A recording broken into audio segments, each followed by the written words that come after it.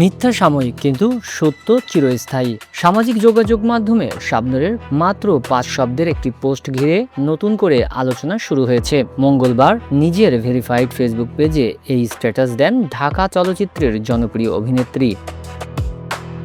তবে পোস্টে কোনো ব্যক্তি, ঘটনা বা প্রসঙ্গের নাম উল্লেখ করেননি তিনি। শাবনূরের সংক্ষিপ্ত এই পোস্ট প্রকাশের সময়টিও কৌতূহল বাড়িয়েছে, কারণ সাম্প্রতিক সময়ে প্রয়াত চিত্রনায়ক সালমান শাহর মৃত্যুর ঘটনা নিয়ে আবারও নতুন করে আলোচনা শুরু হয়েছে। ফলে সামাজিক যোগাযোগ মাধ্যমে অনেকেই পোস্টের সঙ্গে সালমান শাহর মৃত্যুর রহস্য নিয়ে চলমান আলোচনা কিংবা সাম্প্রতিক আইনি তৎপরতার কোনো সম্পর্ক আছে কিনা তা নিয়ে নিজের মতো করে নানা প্রশ্ন তুলেছেন। তবে শাবনূর তার পোস্টটি কোনো নির্দিষ্ট ঘটনা বা ব্যক্তিকে উদ্দেশ্য করে দিয়েছেন কিনা সে বিষয়ে এখনো কোনো ব্যাখ্যা দেননি।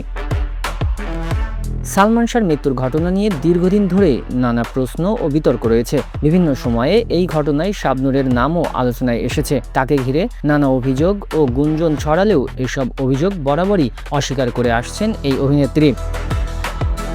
এদিকে সালমান শাহর মৃত্যুর ঘটনায় দায়ের করা মামলায় সম্প্রতি নতুন করে তৎপরতা দেখা দিয়েছে। গত সপ্তাহে হজরত শাহজালাল আন্তর্জাতিক বিমানবন্দর থেকে মামলার অন্যতম অভিযুক্ত খল অভিনেতা ডনকে গ্রেপ্তার করে পুলিশ। পরে তাকে আদালতে হাজির করা হলে তার জামিন আবেদন নামঞ্জুর করে কারাগারে পাঠানোর নির্দেশ দেওয়া হয়।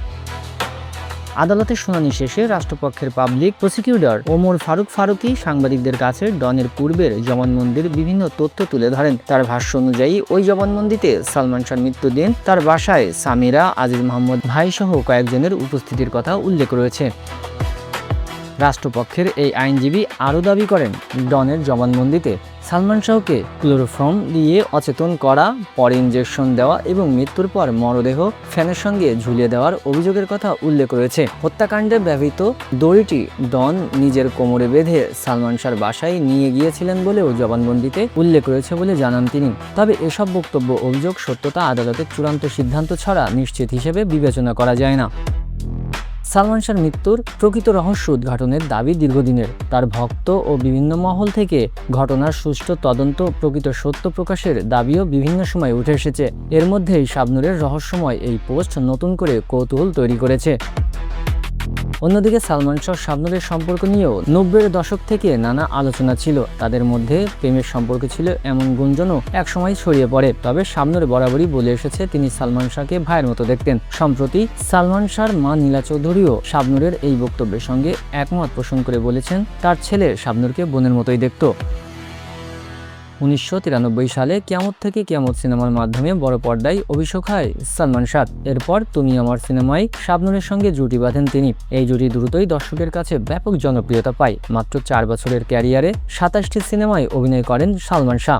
এর মধ্যে 14টি সিনেমায় তার নায়ক ছিলেন শাবনূর। সুজন সখী, বিচার হবে, বিক্ষোভ, স্বপ্নের ঠিকানা, মহামিলন, তোমাকে চাই, স্বপ্নের পৃথিবী, জীবন সংসার, চাওয়া থেকে পাওয়া, প্রেম পিয়াসী, স্বপ্নের নায়ক ও আনন্দ অশ্রু সহ একাধিক সিনেমায় তাদের জুটি দর্শকদের মুগ্ধ করে। তবে মিথ্যে সাময়িক কিন্তু সত্য চিরস্থায়ী। শাবনূরের এই 5টি শব্দের পোস্টের আসল অর্থ কি সেটি এখন স্পষ্ট নয়। এটি সালমান শাহর মামলা কিংবা অন্য কোনো নির্দিষ্ট ঘটনার সঙ্গে সম্পৃক্ত কিনা অভিনেত্রীর পক্ষ থেকেও কোনো আনুষ্ঠানিক বক্তব্য পাওয়া যায়নি। তাই আপাতত পোস্টটি ঘিরে তৈরি হওয়া আলোচনা ও জল্পনায় সামাজিক যোগাযোগ মাধ্যমে সবচেয়ে বেশি গুরুত্ব পাচ্ছে।